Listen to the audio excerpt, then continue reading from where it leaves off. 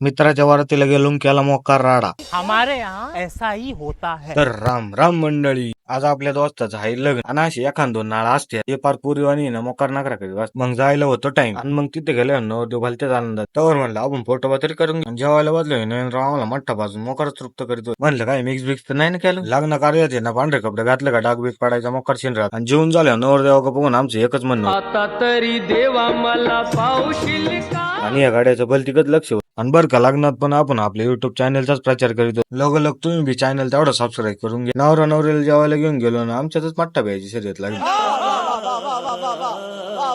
आणि बरं का एखाद्या लग्नात कॉलेजचे जोडीदार एकत्र आले का चांगलेच गप्पा रांगात. तेवढं या परी म्हणले आपल्याला अजून एक लग्न अटेंड करायचे. मग काय डायरेक्ट लग्नात तिथे गेल्यावर बी आपली येडे चाळी काही थांबत नव्हती. आणि तेवढं झाल्यावर रात्री थेट पोहोचलो वारतीला. आणि वारतीला गेल्यावर नवरदेवालाच कामाला लावलं. मग तो बी म्हणाला आईस्क्रीम खान गप नाचाय झाला. मग बघा आता